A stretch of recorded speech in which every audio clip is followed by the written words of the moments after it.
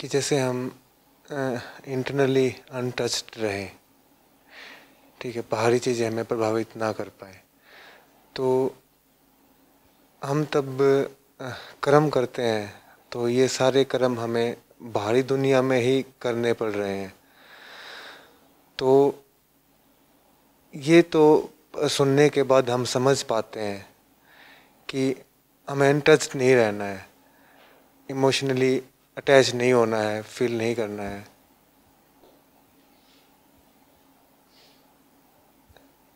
लेकिन इस बात का फिर बुरा भी लगता है कि जब तक कंडीशनिंग है तो इतना आसान, आपने बताया भी इतना आसान नहीं है, लेकिन जैसे छुपा हुआ है कोई चीज़, हमें बता भी दी गई है कि छुपी हुई है, ठीक है, तब तक तो मान सकते थे जब तक ये बातें नहीं पता थी। अब वो बता भी दी गई है कि मतलब जो आपने पेन का उदाहरण दे के बताया था कि अनावृत है वो, लेकिन अब पता भी है कि नीचे है, उसके बाद भी उसको वहाँ तक नहीं पहुँचा जा रहा है, कहीं ना कहीं चीज़ों के वशीभूत ही है। तो ये एकदम भी कट सकता है या समय जैसे लगता रहेगा वहाँ तक पहुँचने के लिए? देखो, समय तो लगेगा, और समय ही नहीं लगेगा, ये प्रक्रिया तब तक चलती रहेगी जब तक तुम्हारे लिए समय है। सवाल समझ रहे हैं? या मैं इसी सवाल को दूसरे शब्दों में बोल दूं, या से थोड़ा बदल के, कि जिसको मुक्ति बोलते हैं उस तक पहुंचने में समय लगता है या एक बार में तुरंत एक झटके से भी हो सकती है, ये पूछा। पहली बात तो अभ्यास की बात है। अपने आप को ये दिलासा मत दीजिए कि कोई जादू चमत्कार हो सकता है और तुरंत मुक्ति निर्वाण जैसा कुछ हो सकता है। ऐसा कुछ भी नहीं है। ये पहली बात, ठीक है, कि मेहनत लगनी है। दूसरी बात, समय लगना है, लेकिन जितना ज़्यादा समय लगेगा आपके लिए उतना बुरा है। समय लगना है, लेकिन जितना ज़्यादा समय लगाओगे उतना आपके लिए बुरा है। तो ये ना हो कि आप अपने आप को ये बहाना दे दें कि समय तो लगता ही है, मेरे 40 साल लग रहे हैं तो कौन सी बड़ी बात है। ये तो हमें बताया ही गया था ना भाई कि काम लंबा है, समय लगता है। तो हमारा कितना लग गया? हमारे 40 साल लग गए भाई। हम 40 साल से बस ध्यान कर रहे हैं बैठ के, समय लगता है भाई। नहीं, तुम जितना ज़्यादा समय लगा रहे हो अपनी तकलीफ उतनी बढ़ा रहे हो। ये दूसरी बात। तीसरी बात जो इन दोनों बातों से आगे की है, कोई ऐसा बिंदु नहीं आ जाता कि जहां पहुंच करके आप कहें कि जितना समय लगना था लग गया और अब मैं हो गया मुक्त। लगातार सतर्कता रखनी ही पड़ती है, क्योंकि आप अपने साथ अपना दुश्मन लेकर के चल रहे हो, जिसकी स्थिति ऐसी हो कि उसे अपने दुश्मन के साथ ही जीना और साथ ही मरना है। वो कैसे असावधान हो सकता है कभी भी? सावधान शब्द से याद आया, जानते हैं सावधान माने क्या होता है? सावधान, अवधान, और अवधान माने क्या होता है? ध्यान, हाँ, ऑब्जर्वेशन। अवधान माने ध्यान ही होता है, तो सावधानी का मतलब ही होता है ध्यान। तो ध्यान करने का मतलब ही है सावधान रहना। ध्यान करने का मतलब ही है सावधान रहना। सावधान किसके खिलाफ रहना? भाई दोस्त हो तो उन सावधानी की जरूरत क्या? अगर कहा जा रहा है कि सावधान रहो, तो आशय क्या है? सीधा आसपास कौन है? दुश्मन है। ये कौन सा दुश्मन है जो हर समय आसपास है?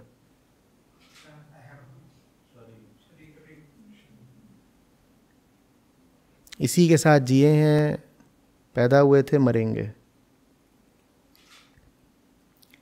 माया इसमें बैठी हुई है। तो अब बताइए कौन सी पूर्ण मुक्ति हो सकती है जब तक ये शरीर है? पूर्ण मुक्ति नहीं हो सकती, लेकिन मन को आप ऐसा बना सकते हैं कि उसमें पूर्ण सावधानी रहे। ये बात बहुत बारीक है, एकदम साफ साफ समझिए। पूर्ण मुक्ति नहीं हो गई, लेकिन प्रेम से और साधना से आपने मन को ऐसा बना लिया कि अब वो सतत सावधान रहता है। दुश्मन दूर नहीं चला गया है, दुश्मन कहाँ है? दुश्मन यहीं पर है, पर अब सावधानी जैसे आपकी गहरी आदत बन गई है। आदत शब्द अच्छा नहीं है, पर और कुछ कह नहीं सकते। सावधानी अब जैसे आपकी गहरी आदत बन गई है। आप जीते भी सावधान हैं, आप सोते भी सावधान हैं, चल भी सावधानी में रहे, रुक भी सावधानी में रहे हैं। इसी सावधानी को मैंने कहा दूसरा नाम है प्रेम। तो दुश्मन तो साथ है, पर अब आप सतत और समग्र रूप से सावधान हैं। सतत माने लगातार, समग्र माने पूरी तरह, इधर से भी, उधर से भी, उधर से भी, हर तरफ से सावधान है, सावधान है। बात समझ में आ रही है? तो सावधानी कोई ऐसी चीज नहीं है जो मुक्ति के बाद आपको त्याग देनी है। मुक्ति का मतलब होता है अब सावधानी स्वभाव हो गई। अभी जो मैंने बोला था गहरी आदत, मुक्ति का क्या मतलब होता है? अब सावधानी स्वभाव हो गई, अब प्रतिपल सावधान है। लेकिन फिर भी याद रखो कि माया भांजी मार सकती है। क्योंकि ये अगर याद नहीं रखा तो सावधानी गिर गई ना। तो लगातार सावधान होने का मतलब ही है ये लगातार जानते रहना कि सावधानी की जरूरत अभी भी है। सावधानी की जरूरत अभी भी है। कोई बिंदु ऐसा नहीं आएगा जब आप ये कह दें कि मेरा तो हो गया और मुझे कोई सावधानी नहीं चाहिए। कोई बिंदु नहीं आएगा। जब तक शरीर है तब तक माया है। समझ में आ रही है बात? बुरी लग रही है बात? क्या सोच के आए थे? सरदार मुक्ति देगा?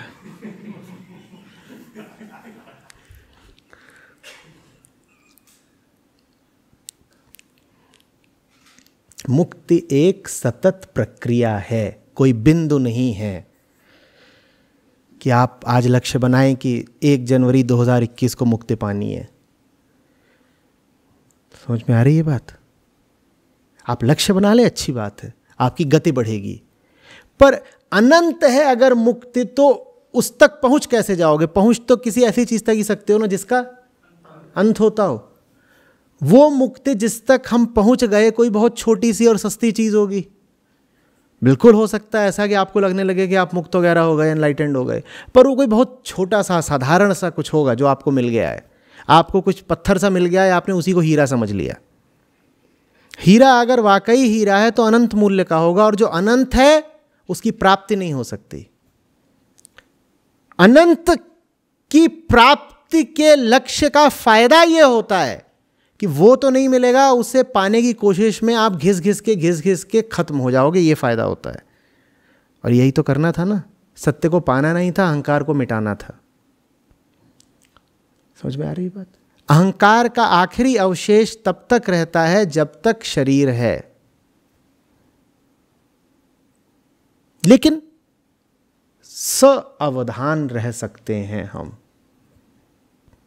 उसको फिर कहते हैं जीवन मुक्त हो जाना, कि शरीर तो है लेकिन हम फिर भी मुक्त हैं। मुक्त हैं पर किसके साथ?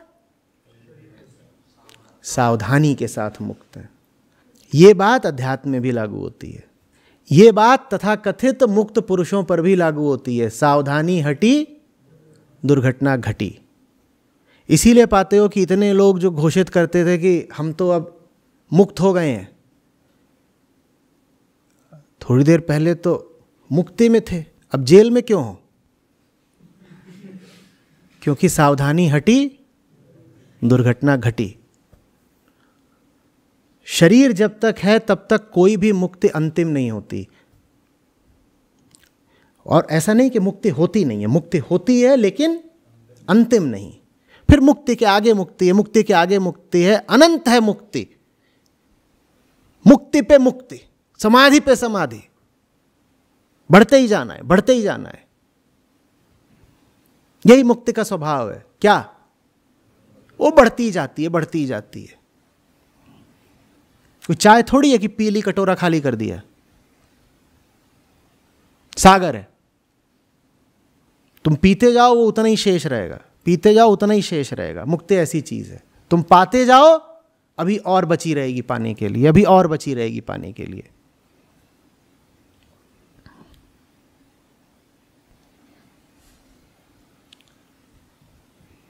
एक कमरा है, यहां फंसे हुए हो, दीवारों पे सर मार रहे हो, खंबे से टकरा रहे हो, तुम्हें दरवाजे से बाहर कितनी बार निकलना है? 100 बार भी खंबे से टकरा करके दरवाजे से अगर एक बार बाहर निकल गए तो निकल गए, बस हो गया, निकल गए। खंबे नहीं जीत सकते, वो अधिक से अधिक तुमको 100 बार परेशान कर सकते हैं, लहूलुहान कर सकते हैं, जीत नहीं सकते। जीतोगे तुम ही। तुम्हारी हार सिर्फ एक तरीके से हो सकती है। क्या? तुम यहां घर बना लो। घर मत बनाना, यहां लड़ना है खंभों से, दीवारों से। यहां रहने नहीं आए हैं हम, यहां लड़ने आए हैं। समझ में आ रही है बात? हार सिर्फ एक सूरत में है, हाँ, यहीं पर गद्दा डाल लिया बढ़िया, इधर रसोई बना ली, और उधर 2 चुन्नू मुन्नू खड़े कर दिए। अब काहे को दरवाजे से निकलोगे बाहर? अब नहीं निकलने के।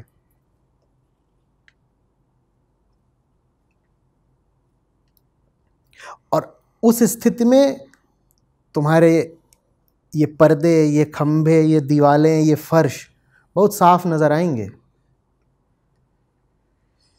एक कमरा देखो जिसमें बहुत साफ सफाई है, बहुत सब बहुत अच्छा, समझ लेना कि यहाँ मुक्ति नहीं होने वाली, क्योंकि यहाँ पर अब क्या बन चुका है। और एक कमरा देखो जहाँ चारों तरफ खून के छींटे हैं, साफ दिखाई पड़ रहा है कि यहाँ रोज दीवारों पे सर मारा जा रहा है, समझ लेना यहाँ पर होगी। ये लड़का यहाँ से निकलेगा, किसी ना किसी दिन निकलेगा, इसका नंबर कभी भी आएगा।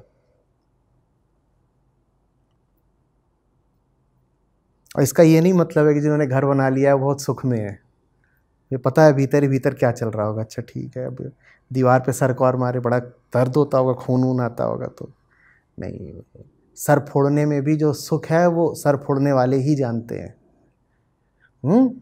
और यहाँ पर रसोड़ा बना लेने में जो दुख है वो रसोड़े वाले ही जानते हैं। तो उल्टा मत सोच लीजिएगा। आ रही है बात? क्या करें अगर बना ही लिया है? उसको नहीं तोड़ दो। जितने ऊर्जा उसको तोड़ने में लगानी है या दरवाजा खोजने में लगानी है? उसको काहे को तोड़ रहे हो? बल्कि अब बना ही लिया तो अच्छी बात है, उसमें जो कुछ पक रहा है खूब खा लो, ताकि बाजुओं में जान आ जाए। और फिर जितने पैदा कर दिए हैं, एक को यहां बैठाओ, एक को यहां बैठाओ, और उनको साथ ले करके रवाना हो जाओ। समझ में आ रही है बात? अब उत्तरदायित्व तो अपने ही प्रति नहीं रह गया। काहे को कुनबा खड़ा किया? अब कुनबा खड़ा किया है तो कर्तव्य भी निभाना पड़ेगा ना। तो अब कर्तव्य क्या है? एक को इस जेब में डालो, एक को इस जेब में डालो, एक को यहाँ कंधे बैठाओ, और फिर सर से फोड़ो सब कुछ। अब और मुश्किल होगा, लेकिन क्या करें, ऐसा ही है। मैं एक प्रश्न ये पूछना चाहता हूँ कि जो हमारी बात कल हुई थी, आपने समझाया था, उदाहरण जो ये दिया था आपने कि दीवार और खंभों पे सिर मारते रहते हैं यार, उससे हार होती रहेगी, कोई नहीं, एक बार दरवाजे से निकल गए तो मुक्ति हो जाएगी, फिर हार नहीं। तो अभी अभी हमने ये भी डिस्कस किया था कि मुक्ति ऐसी चीज़ है जो निरंतर, जिसका अभ्यास करना पड़ता है और लगातार चलता जाएगा। जैसे कि इंसान ने अपना सावधानी खोई तो वो दोबारा ऐसे काम करने लगेगा जिसमें मैं इन्वॉल्व हो जाएगा और वो दोबारा नॉर्मल लाइफ जीने लग जाएगा। तो इसमें तो आचार्य जी वो मुक्ति पाई गायब होगी तो चलता जाएगा ज़िंदगी में। तो इसमें फिर ऐसा पॉइंट कहाँ आया कि वो हार गया और फिर वो जीता नहीं, तो एक बार दोबारा हार गया, फिर जीत गया, फिर जीतता और हार तो चलती रहेगी। तो इसमें वो वाला पॉइंट तो आया नहीं कि एक बार अगर जीत गया तो कभी हारा नहीं। तो मैं ये उसको अगर बाहर निकल करके मुक्ति प्यारी लगी है तो जिन पाँवों से बाहर निकला है उन्हीं पाँवों से अंदर नहीं आ जाएगा ना। तकलीफ़ सारी ये है कि जब तक तुम्हारे पास पाँव हैं, पाँव माने शरीर, जब तक तुम्हारे पास पाँव हैं तब तक पाँवों के पास लौटने का विकल्प भी है। जिन पाँवों का इस्तेमाल करके बाहर निकलते हो उन्हीं का इस्तेमाल करके वापस भी आ जाते हो। तो इसीलिए उस दिन तक सावधान रहना होगा जिस दिन तक पाँव हैं। जब पाँव ही नहीं रहे तब तो ठीक, पाँव हैं तो खतरा है।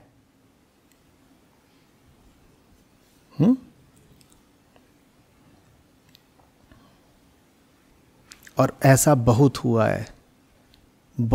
है कि जिन्हें हम बड़ा आदमी, मुक्त आदमी, एनलाइटेंड आदमी बोलते हैं, उन्होंने ऐसी ऐसी भयंकर भूलें करी हैं कि पूछो मत। अधिकांशतः वैसी भूलों पर इतिहास ने पर्दा डाल दिया है, क्योंकि पर्दा नहीं डालोगे तो उनके मानने वालों को, अनुयायियों को बुरा लगता है कि ये तो हमारे पूजनीय हैं, इन्होंने ऐसी हरकत तो नहीं करी होगी, पर करी है। सावधानी नहीं हटनी चाहिए। और ये बड़ी मीठी सावधानी है। मैंने कहा कि दुश्मनों के विरुद्ध सावधानी रखनी है, और मैंने साथ ही साथ उसको एक और नाम भी दिया ना, क्या? प्रेम। तो ये प्रेम की बात है भाई। प्रेम बाहर है, तुम यहां अंदर क्यों लौट कर आना चाहते हो? और अगर बाहर प्रेम है तो वो जो प्रेम वाली सावधानी है उसमें आनंद है या कष्ट है? देखो, एक सावधानी होती है कि चोर डाकू आने वाले हैं तो तुम बंदूक लेके तैयार खड़े हो, ये सावधानी है। इस सावधानी में भीतर क्या रहता है? तनाव रहता है, डर रहता है, कष्ट रहता है ना? हम जिस सावधानी की बात कर रहे हैं उसमें क्या है? उसमें प्रेम की मधुरता है। तो वो सावधानी कोई कष्ट की बात नहीं है कि मुक्ति के बाद भी सावधानी रखें तो फिर मुक्ति का फायदा क्या?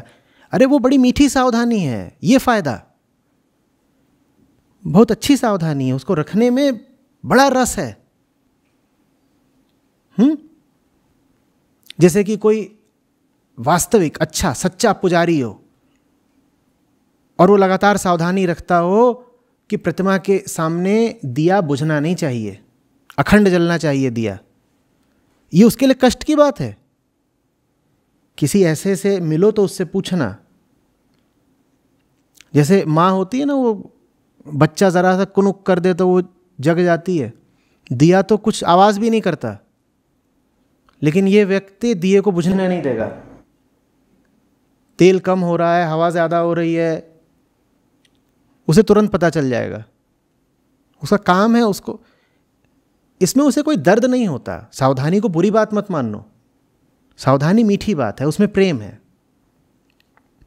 वो सावधानी रखो, ठीक है। और उम्मीद भी मत करो किसी ऐसी घड़ी की कि जब तुम कोई चमत्कारिक दिव्य पुरुष बन जाओगे और कुछ भी इधर उधर का कर रहे होगे तुम्हें कुछ नहीं होगा। ऐसी उम्मीद रख के मैंने कहा तो कि बहुत लोग जेल पहुंच गए। वो अपने आप को तर्क सब यही देते थे कि हम तो अब शरीर हैं नहीं, हम तो ब्रह्म हैं, और ब्रह्म पर तो कोई नियम कायदा लागू होता नहीं। तो ये दिल मांगे मोर, ये मत कर लेना। और इस उम्मीद से अगर तुम बढ़ रहे हो मुक्ति की ओर तो ये बड़ी झूठी मुक्ति की ओर बढ़ रहे हो तुम। फिर तो तुम अपनी कामनाएं पूरी करने के लिए मुक्ति मांग रहे हो। ये कौन सी मुक्ति है? तुम्हें चमत्कार करने के लिए मुक्ति चाहिए या अपनी धौंस चलाने के लिए मुक्ति चाहिए कि अब ये साहब अब ये बड़े आदमी है, अब ये मुक्त पुरुष है, चलो सब पांव छुओ। तो ये कौन सी मुक्ति है भाई? कि मेरी मूर्ति लगाई जाए और ये कौन सी मुक्ति है?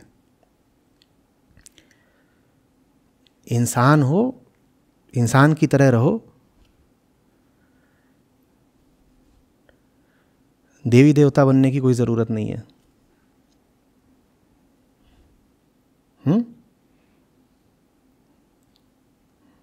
और अच्छे से याद रखो कि ये शरीर जो है जानवर का है, जंगल से आया है। ये देख रहे हो ना, ये पंजे, ये देख रहे हो नाखून, और उसके बाद बोल रहे हो मुक्त पुरुष हैं। ये दांत देखे हैं दो, ये काटने के लिए हैं, मांस को चबाने के लिए। उसके बाद बोल रहे हो कि हम तो शुद्ध मुक्त आत्मा है, शुद्ध मुक्त आत्मा है, और जाके बैठे हैं डेंटिस्ट के यहाँ, रूट कैनाल कर दो। तो इन बातों का ख्याल रखो, एकदम ही मदहोश मत हो जाओ ये सोच करके कि मेरा तो हो गया।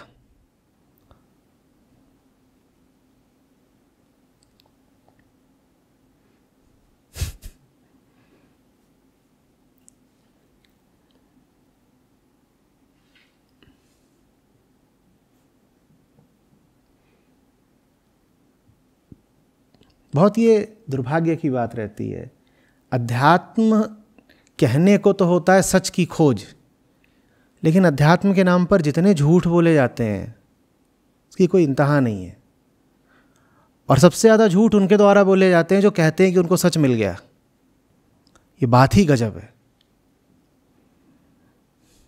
अब दांत में दर्द हो रहा है तो दांत में अपना करवा रहे हैं और हाय हाय कर रहे हैं, और दर्द कम करने के लिए नशा भी ले रहे हैं।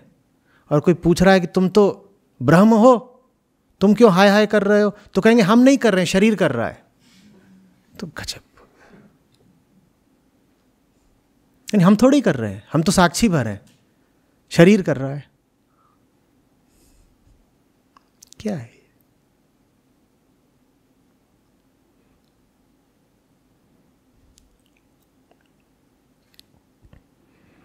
अध्यात्म आपको देवी देवता, चमत्कारे क्या सिद्ध पुरुष बनाने के लिए नहीं है। हम पल प्रतिपल बेवकूफ़ियों में जीते हैं, हमें हमारी बेवकूफ़ियों के ही विरुद्ध सतर्क करने के लिए है। बहुत सीधी सादी बात। इसमें जादू टोना लफाजी, इधर उधर के कारनामे करतूतें, चमत्कार, ये सब मत जोड़ो। उनका अध्यात्म से कोई संबंध नहीं है।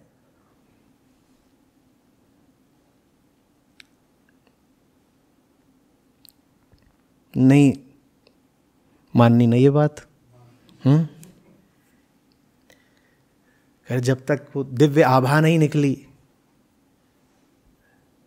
तब तक मजा ही नहीं आता अध्यात्म का। कुछ तो होना चाहिए ना चमत्कारिक।